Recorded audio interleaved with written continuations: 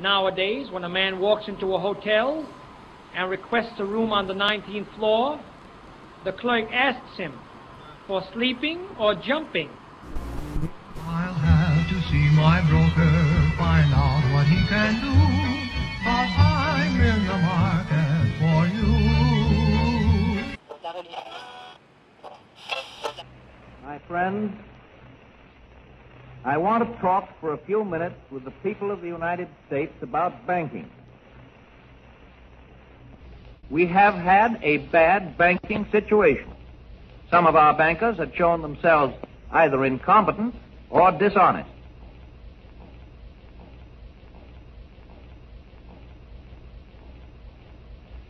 They had used the money entrusted to them in speculations and unwise loans. And so it became the government's job to straighten out this situation and to do it as quickly as possible, and that job is being performed. I know that many people are worrying about state banks that are not members of the Federal Reserve System. There is no occasion for that worry. These banks can and will receive assistance from member banks and from the Reconstruction Finance Corporation. And, of course, they are under the immediate control of the state.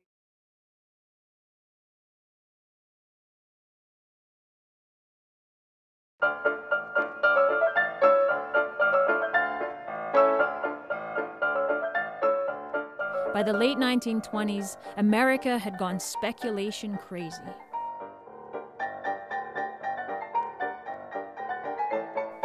After tearing down the protective tariffs and parity prices enacted to fuel the war effort, a private class of financiers, operating through their investment banks, launched a massive speculative boom, creating the real estate and stock market bubbles of the 1920s.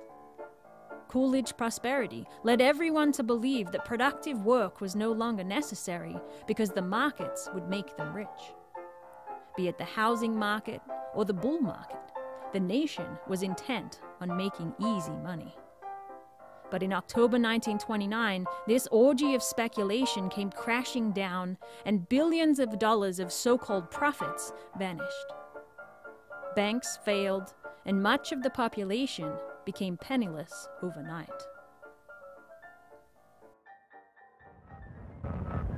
The tremendous crowds which you see gathered outside the stock exchange are due to the greatest crash in the history of the New York Stock Exchange.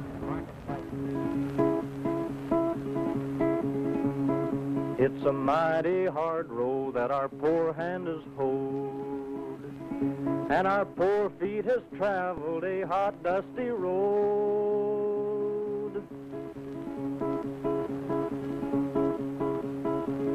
Out of the dust bowl and westward we rolled, and your deserts are hot and your mountains are cold.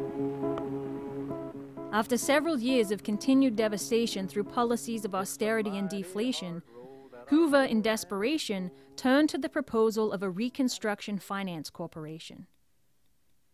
Modeled on the former War Finance Corporation, the RFC was to provide emergency financing facilities for financial institutions, agriculture, and commerce. The act was passed in January 1932, initiating a Treasury subscription of $500 million to the RFC's capital stock, allowing it to extend up to $1.5 billion worth of credit, and authorizing it to raise further capital through issuing its own debentures. The RFC had considerable power, but a power Hoover failed to understand. He threw money at the banks, and the banks in turn threw that money into further speculation. During 1932, over $1.6 billion was loaned to the banks to no effect. Close to 6,000 banks failed, industrial production collapsed, farm income plummeted, and unemployment skyrocketed. As the crisis reached a fever pitch in the beginning of 1933, state governors announced bank holidays to stop the bank runs.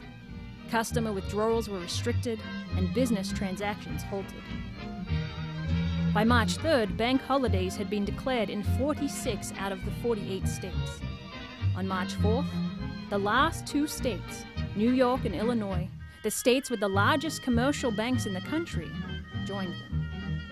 The New York Stock Exchange, Kansas City Board of Trade, Chicago Board of Trade, and all other stock and commodity exchanges closed. The financial system had collapsed.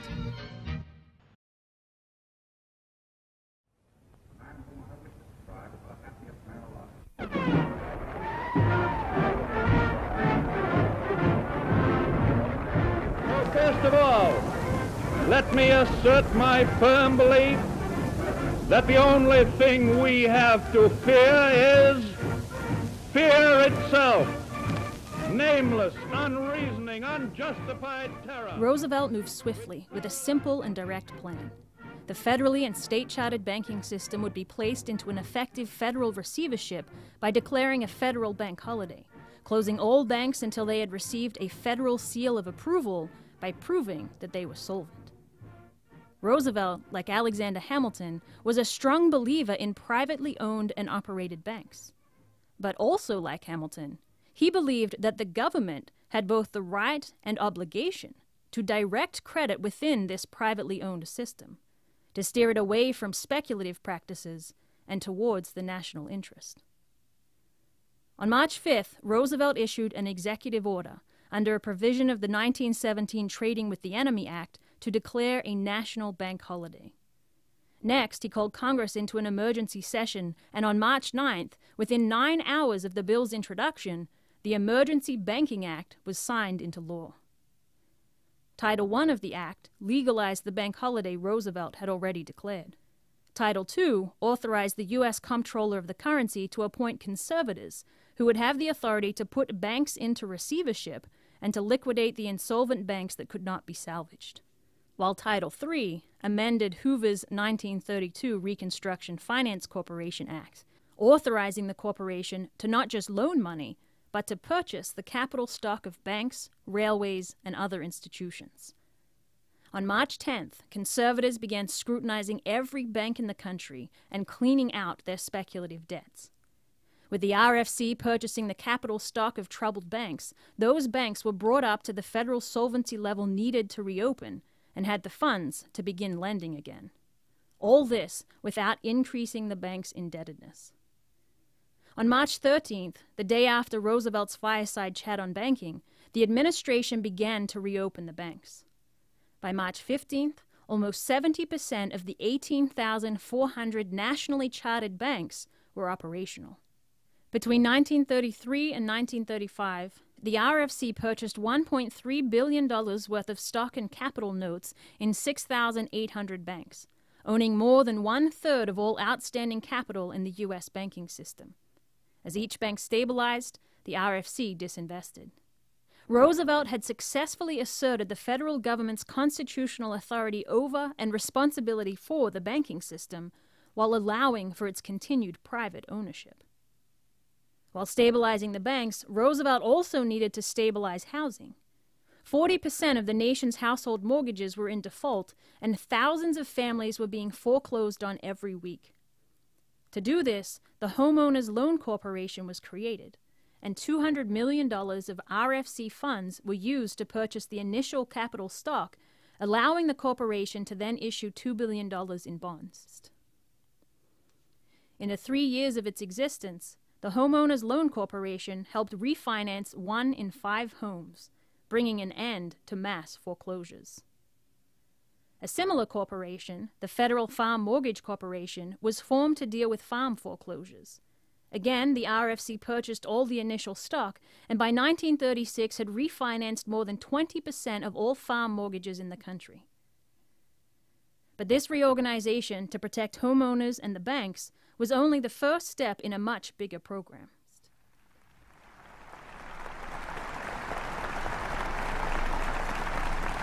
Unskilled laborers, the forgotten men of past generations, now work steadily at decent wages.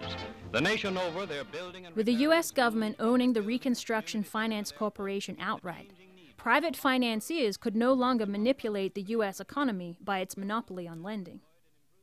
Using the RFC's unique, built-in Hamiltonian-style funding mechanism, Roosevelt began directing credit into the areas needed to put the nation back to work. Roosevelt and Congress created several public institutions to foster and direct public works. While these institutions received large federal budget appropriations of their own, when that money ran low, Roosevelt called upon the RFC. In 1933, $500 million of RFC credit was issued to the Federal Emergency Relief Administration, which in turn created the Civil Works Administration. With 11 million people unemployed and a forecast of a very harsh winter ahead, the government moved rapidly to put people to work. Within 10 days of the establishment of the Civil Works Administration, 800,000 people were on its payroll. By the end of the first 2 weeks, almost 2 million. While the Civil Works Administration built and improved tens of thousands of invaluable infrastructure projects, the immediate intention was to simply keep people alive. The Public Works Administration received RFC funds when the RFC took large amounts of state and local securities off their hands and sold them. If in selling these securities the RFC made a profit, the full value of the security and the profit was given to the Public Works Administration. If it suffered a loss, the RFC would still pay the full value of the security to the Public Works Administration, absorbing the loss themselves.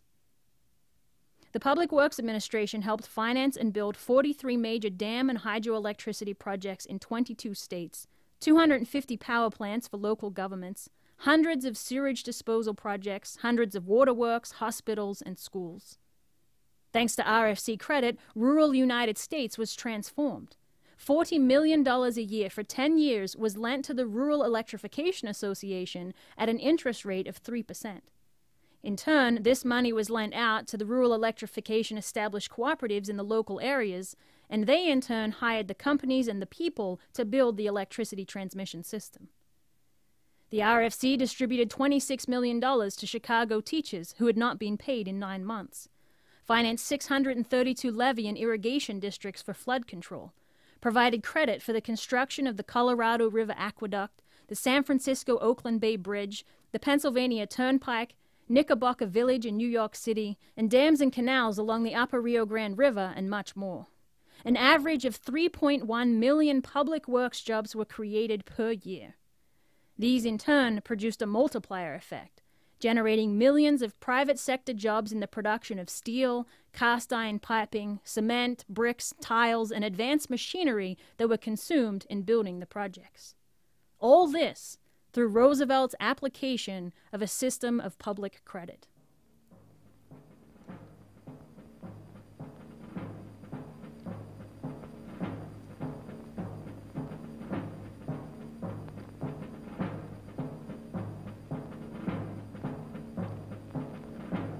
Before and during Roosevelt's crash program to rebuild the United States, the private financiers of Wall Street and the City of London were busy funding fascism in Europe. Although Roosevelt had been adamant that the United States could not turn a blind eye to the woes of Europe and had already begun building up national defense capabilities, it was not until the bombing of Pearl Harbor that the minds of the American people shifted and the nation's productive machine went into top gear.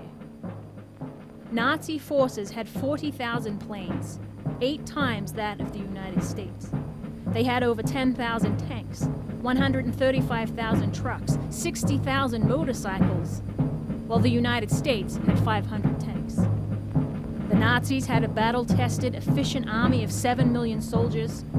The United States had 370,000 soldiers in arms, 170,000 reserves, and a citizens' army that was training with wooden guns.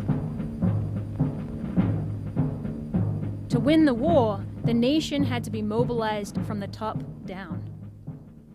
Roosevelt and his technical advisors made decisions based on where investment was needed to ensure the capabilities to fight the war, and the RFC wrote the checks to the chosen area of investment as a loan bearing a 2 to 4% interest rate.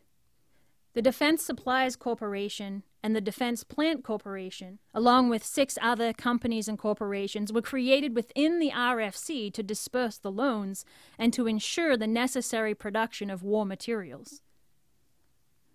$4.5 billion to aviation, $1.5 billion to aluminum and magnesium producers, $250 million to build 45 plants to produce high-octane airplane fuel, $1.2 billion to build and upgrade 183 steel and pig iron plants, $715 million to build 51 synthetic rubber plants, and $2 billion for machine tools.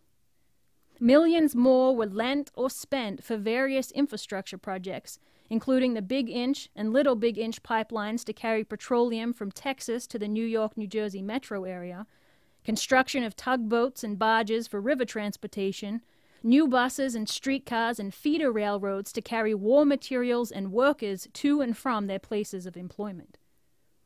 With Roosevelt's application of a centralized credit policy to the war production, every key sector of the physical economy was transformed by scientific and technological development. Production facilities were modernized, and all factories with Army and Navy supply contracts operated 24 hours a day. In 1941, when Roosevelt called for 50,000 planes to be built in 3 years, which some said could never be done, the supercharged U.S. economy produced 96,000 planes in a single year. The raw goods output of the United States from 1940 to 1945 was more than half that of all the Allied nations combined. Outproducing the enemy was the key to victory.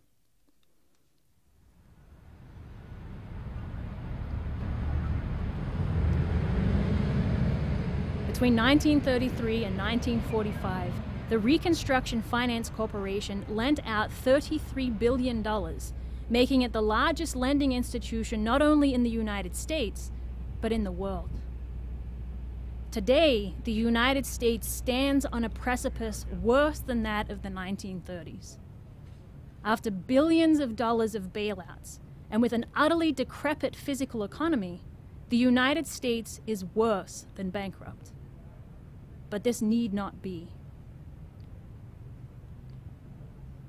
A project already exists that can turn this nation around immediately. With a desperate lack of water in the southwestern United States and an abundance of it in Alaska and Canada, the North American Water and Power Alliance was crafted to continue man's mastery over his environment. By building over 300 individual components, water will be transferred from the north to the south. 26,900 million cubic yards of earth to be moved, 300 million cubic yards of concrete, 441 million tons of steel, and 6 million people to make it happen. The only thing that stands in the way is a rotten, corrupt, bankrupt monetarist system that has plagued this nation since the death of President Roosevelt.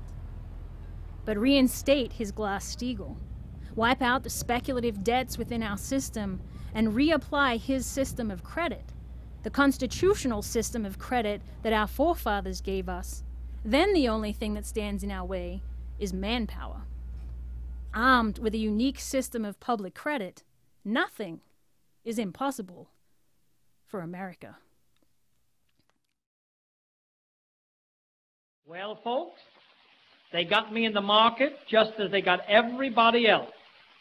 In fact, they're not calling it the stock market any longer. It's called the stuck market. Everyone is stuck. Well, except my uncle. He got a good break. He died in September. Poor fellow had diabetes at 45. That's nothing. I had Chrysler at 110. If the market takes another slump, I know thousands and thousands of married men who will have to leave their sweethearts and go back to their wives. Everyone is singing the margin song from Wall Street. Sucker, come back to